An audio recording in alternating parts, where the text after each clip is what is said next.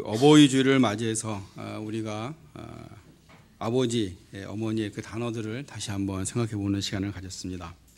우리가 보통 그 어버이 주일을 하게 되면 그 공경에 대해서 주로 그 설교들을 많이 하게 되는데, 오늘은 특별히 하나님 아버지에 대한 그 하나님 아버지의 마음에 대해서 우리가 같이 한번 생각해 보고자 합니다. 우리가 하나님 아버지의 마음을 참 알고 싶어 하는데, 그러나 우리가 그 알 수 있는 방법이 육신의 아버지를 통해서 영적인 하나님 아버지를 정확하지는 않지만 그러나 우리가 비추어서 이해해 볼 수가 있습니다. 물론 그 하나님의 아버지, 그 아버지를 통해서 우리가 그 하나님 원하시는 것들을 우리가 생각해 볼 수가 있는데, 우리가 가장 중요한 것은 정말 그 하나님 아버지의 마음이 어떤 마음인가라는 것을 우리가 안다면 우리가 하나님을 조금 더 이해할 수가 있을 것입니다. 그래서 그 육신의 아버지는 그 하나님 아버지를 바라보는 창이라고, 그렇게 창과 같다라고 이야기합니다. 그러나 종종 그 육신의 아버지가 아버지와의 관계가 잘못되어서 또 하나님과의 그 관계가 정확히 올바르게 정립되지 못하는 경우도 있습니다. 우리가 잘 알다시피 16세기 종교개혁가였던 그 루터의 아버지는 굉장히 엄격했다고 합니다. 그래서 그는 맨 처음에 하나님을 아주 무서운, 아주 엄한 그런 하나님으로만 인식을 했던 것입니다. 물론 나중에는 그 마음이 바뀌었지만, 그러나 이처럼 그 아버지와의 관계 속에서 우리가 성부 하나님의 아버지, 하나님의 마음을 우리가 알 수 있는데, 오늘 우리가 본문을 통해서 그럼 하나님 아버지의 마음은 어떤 마음인가 한번 우리가 같이 생각해 보고자 합니다. 첫 번째로, 하나님은 편견이 없으시는 분이십니다. 오늘 4절을 보면 하나님은 모든 사람이 구원을 받으며 진리를 아는 데 이르기를 원하시느니라. 하나님은 모든 사람이 구원을 받기를 원하신다라고 했습니다. 차별이나 구별이 없으시고 모든 사람을 똑같이 대우하시면서 다 구원받기를 원하신다라는 것이죠. 그러나 우리 육신의 아버지들은, 부모님들은 어떻습니까? 5 손가락 중에 안 아픈 손가락이 없다라고 이야기는 하지만, 그러나 그 자녀들 중에 마음적으로 조금 더 신경이 가는, 또 마음이 쓰이는 그 자녀가 있을 수밖에 없습니다. 그래서 우리가 육신의 아버지는, 육신의 부모는 공평하게 하고 싶어도 어쩔 수 없이 또 공평하지 못한 그런 부분이 있을 수밖에 없지만, 그러나 우리 하나님은 모든 사람을 다 공평히 원하시고 또 모든 사람을 다 구원하기를 원하시는 것입니다. 우리가 구약 성경을 보게 되면 마치 하나님은 선민 이스라엘 백성만 선택하고 또 그 민족만 구원하기를 원하시는 것 같습니다. 그러나 성경 전체를 다 보게 되면 하나님은 모든 백성, 모든 온 인류를 구원하기를 원하시는 그런 하나님인 것을 저희가 압니다. 바로 그것이 하나님의 궁극적인 목표이고 또 하나님의 그 선하신 구원의 계획인 것입니다. 이를 위해서 하나님은 우리에게 하나님과 인간 사이에 중보자를 보내신 것입니다. 아담이 타락했기 때문에 하나님과 우리 사이의 관계는 끊어졌습니다. 그래서 하나님은 그 인간과의 관계를 회복하기 위해서, 그 문제를 해결하기 위해서 중보자를 보내신 것입니다. 그러나 하나님은 거룩하시기 때문에 우리 죄로 인해 더러워진 우리가 하나님께 가까이 갈 수도 없고 또 그 하나님을 알 수도 없는 것입니다. 그런 인간을 위해서 하나님이 먼저 자신의 외아들 예수 그리스도를 우리한테 보내주신 것입니다.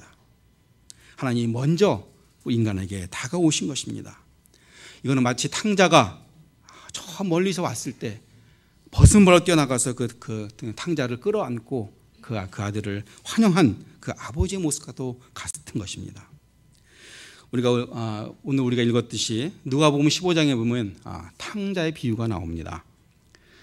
우리가 그 탕자의 비유를 보통 그 두 번째 아들 탕자를 중심으로 해서 우리가 생각하기 쉬운데, 근데 누가복음 15장에 보게 되면 그런 비유가 세 개 나오는 것을 알 수가 있는데, 이 탕자의 비유는 그 세 번째입니다. 첫 번째는 양 99마리를 가운데서 잃은 양 하나가 있어서 그 나머지 99 양은 말을 놔두고 잃어버린 양 하나를 찾기 위해서 떠나는 그 목자의 모습이 나옵니다.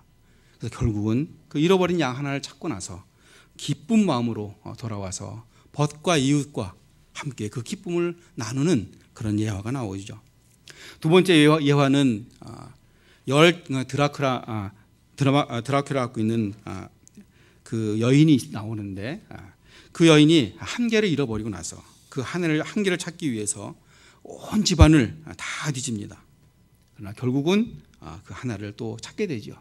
그래서 그 찾은 것을 기뻐해서 또 벗과 이웃을 불러다가 같이 기뻐하며 잔치를 벌이는 것이 나옵니다. 이제 세 번째로 그다음에 탕자의 비유가 나오죠.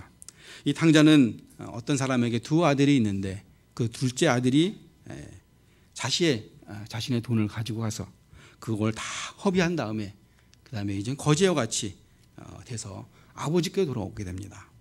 그러나 그 아버지의 마음은 자신의 재산을 갖고 나가서 다 허비한 그 아들을 질책하고 그 아들에게 혼을 내는 그런 마음이 아니라 그 나가는 그 아들을 멀리서 바라보면서 언제나 오나 이 속에서 끌어올리는 그런 탄식 같은 마음으로 그 아들을 바라보며 기다리는 그 아버지의 마음, 바로 그 아버지의 마음이 우리 하나님의 아버지의 마음이다 생각합니다.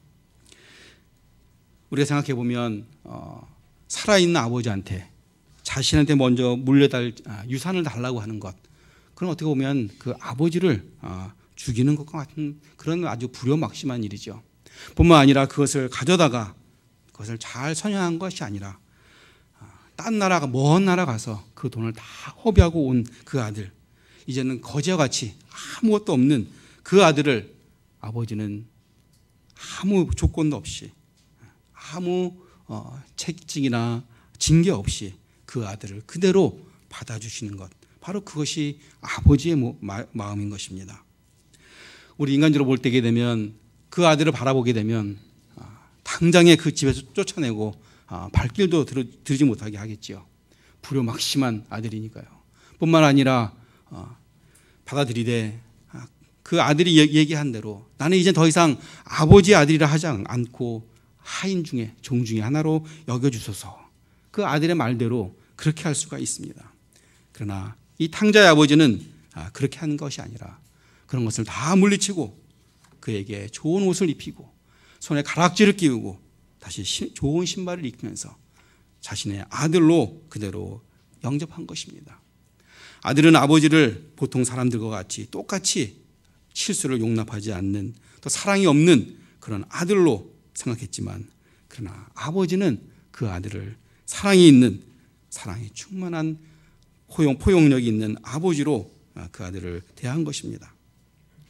그 아버지는 아들의 아픔을 함께 할 수 있는 아버지, 또 아들의 실패를 당신의 실패로 인정할 수 있는, 받아들이는 아버지, 또 아들의 연약함을 그대로 받아주는, 아파하는 그 아버지의 심정이 바로 하나님 아버지의 마음인 것입니다. 아버지의 마음은 자식을 어떤 성취나 업적으로 대하지 않습니다. 바로 그 아들 존재 그 자체만으로 하나님의 형상으로 만드는 것으로 그를 받아들이는 것입니다. 자식의 능력 때문이 아니라 바로 그 본질로서 관계를 만드는 것이 바로 하나님 아버지의 마음인 것입니다.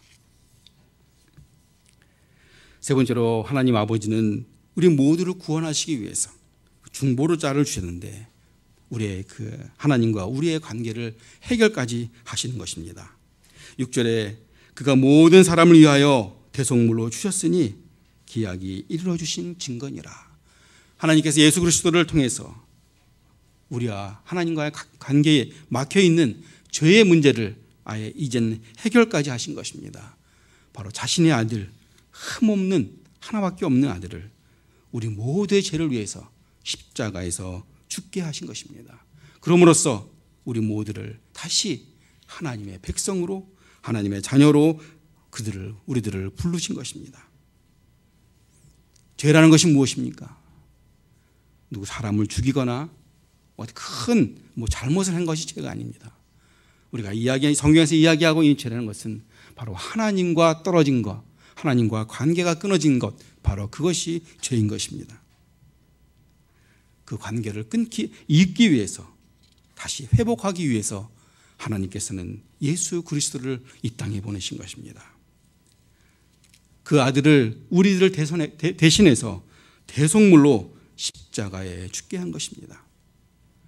예수님께서 겟세마네 동산에서 마지막 기도하실 때 하나님을 우러러서 뭐라고 기도하십니까? 아버지라고 이야기한 것입니다. 그 얘기 뭐냐면 바로 친아들이기 때문에 하나님을 아버지라고 부를 수가 있는 것입니다. 종이나 서자나 아버지를 아버지로 부를 수가 없습니다. 친아들이 아니면은 아버지를 아버지라고 부를 수가 없는 것입니다. 근데 예수님께서는 겟세마네에서 동산에서 기도하실 때 그 하나님을 아버지라고 부르는 것입니다. 바로 예수님이 하나님의 친아들이심을 나타내신 것입니다. 그럼으로써 이제는 우리도 하나님을, 이제는 공포나 두려움의 하나님이 아니라 이제는 우리 아버지같이 정답게 다가가서 아버지라고 부르며 우리가 우리의 모든 것들을 내어놓을 수 있는 그런 하나님으로 만든 것입니다. 예수님은 우리를 하나님과 관계를 회복하시되, 회복만 하신 것이 아니라 바로 아버지와 아들의 관계로 회복하신 것입니다. 우리도 이제는 친아들과 같이 하나님을 아버지로 부를 수 있는 특권이 우리에게 생긴 것입니다. 그래서 예수님의 그 십자가야말로 바로 하나님 아버지가 우리들에게 사랑을 보여주신 바로 확실한 증거인 것입니다. 그래서 로마서 5장 8절 10절에 그러나 우리가 아직 죄인 되었을 때 그리스도께서 위하여 죽으심으로써 하나님께서 우리에 대한 자기의 사랑을 확증하셨느니라 라고 하셨습니다. 하나님은 우리가 하나님과 원수되었을 때, 하나님을 알지 못했을 때, 우리가 죄 중에 있을 때 우리를 위해서 예수 그리스도를 이 땅에 보내주시고 십자가에서 돌아가게 하신 것입니다.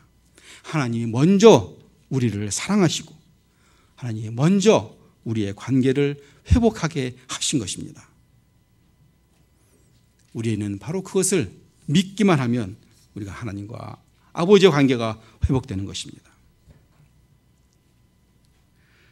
하나님이 이렇게 큰 사랑을 우리에게 주셨는데, 그러나 우리는 종종 너무나도 쉽게 하나님의 사랑과 아버지의 마음을 잊어버립니다. 조금만 문제가 있으면 나에게 왜 이런 일이 나는가? 하나님은 정말 나를 사랑하시는가? 그렇게 원망할 때가 얼마나 많습니까? 하나님의 그 깊은 사랑, 또 하나님의 그 은혜, 그 높은 그 인자하심을 우리가 기억지 못하고 다 헤아리지 못하고 하나님이 주신 그 사랑을 우리가 잊어버릴 때, 망각할 때 우리는 그 회복된 그 관계가 어렵게 돼가는 것입니다. 이제는 우리가 예수 그리스도를 통해서 하나님께 담대히 나아갈 수 있는 것은 내 의로, 나의 어떤 선행으로 나아가는 것이 아니라 바로 예수 그리스도가 그 예수님이 행하신 그 선행, 그것을 우리가 덧입음으로써 우리가 하나님께 나아갈 수 있는 것입니다. 따라서 하나님이 우리를 바라보실 때 우리의 죄된 그런 모습들을 보시는 것이 아니라 바로 우리 안에 덧입은 바로 예수 그리스도를 바라보면서 우리를 죄는 아닌 의인으로 이야기하시는 것입니다. 우리 청소년들에게는 아버지는 없다라는 말이 있다고 합니다. 아이들은 자라면서 아버지를 이렇게 생각한다고 합니다. 4살쯤에는 아버지는 전지전능하다. 또 12살쯤에는 아버지는 아는 것이 많이 있구나. 한 15살쯤 되면은 이제는 아버지가 구식이고 시대에 뒤떨어진다라고 이렇게 느낀다고 합니다.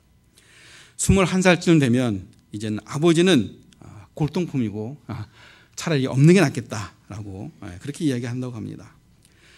한 27살쯤 되면 아버지는 가끔은 아는 것이 있는데 또 판단이 옳을 때도 있구나라고 이렇게 느낀다고 합니다. 그러나 이제 30살이 되면 32살쯤 되면 이제는 인생의 문제를 아버지와 의논하고 싶다라고 이야기합니다. 더 나이 들어서 50살이 되면 아버지는 참 훌륭했다라고 이야기합니다. 60살이 넘었으면 이제는 아버지가 내 인생의 모두를 알고 계셨음을 깨닫고 자신은 아버지보다 못하다는 것을 느낀다고 합니다. 우리가 나이가 들어갈수록 그 아버지의 마음을 이해하게 됩니다. 뿐만 아니라 우리가 신앙생활이 오래되면 오래될수록 우리 하나님 아버지의 마음을 이해하고 그 하나님 아버지의 마음대로 우리가 행동하는 우리가 되어야겠습니다. 우리 모두는 하나님 아버지의 마음을 품어야 됩니다. 특히나 교회에서 리더로 활동하시는 분들, 우리가 이 아버지의 마음을 품어야 됩니다. 그래서 우리가 비전이나 열망, 우리가 교회 부흥을 위해서 필요하지요. 그러나 그 리더들에게 꼭 있어야 될 것은 그거 갖고 이룰 수가 없는데 바로 성품이 있어야 됩니다. 그 성품은 뭐냐? 아버지의 마음을 갖는 그 성품인 것입니다. 우리가 그 아버지의 성품을, 아버지의 그 넉넉한 마음을 우리가 품을 때 많은 사람들이 아버지께로 돌아올 수가 있고 아버지 품에 안길 수가 있고 아버지의 품에 우리가 안식을 거할 수가 있는 것입니다.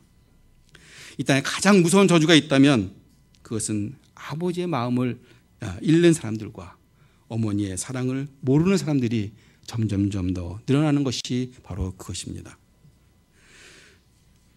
오늘 우리가 하나님 아버지의 마음을 다시 한번 생각해 보면서 우리는 하나님 아버지의 마음을 얼마나 이해하고 있는가 우리가 다시 한번 생각해 보면서 탕자의 아버지와 같이 정말 용납할 수 없는 그 탕자를 똑같이 사랑하고 용납하는 그러한 넉넉한 믿음의 아버지들이 또 하나님의 아버지 마음을 닮아가는 여러분들이 되시기를 예수님 이름으로 축원합니다. 기도하도록 하겠습니다. 하나님 아버지의 마음을 닮기를 원합니다. 아버지 하나님, 그런 마음을 우리가 소망하게 하여 주시고 또한 그런 마음들을 우리가 이해할 수 있게 하여 주시옵소서. 하나님 마음을 우리가 소망할 때 그 마음이 우리 안에 또한 있을 줄 압니다. 아버지 하나님, 우리 매사에 무슨 일을 당하든지 간에 하나님 아버지의 마음으로, 탕자의 아버지가 아들을 바라보는 그러한 마음으로 우리가 바라보게 하여 주시옵소서. 그래야 해서 우리의 신앙들이 더욱더 성숙해지고 하나님 아버지와 같이 깊어지는 우리의 믿음의 사람들이 될 수 있도록 주께서 축복하여 주시옵소서. 믿고 감사드리며 예수 그리스도의 이름으로 기도합니다. 아멘. 우리 이어서 성찬식 하도록 하겠습니다. 성찬위원들 앞으로 나오시기 바랍니다.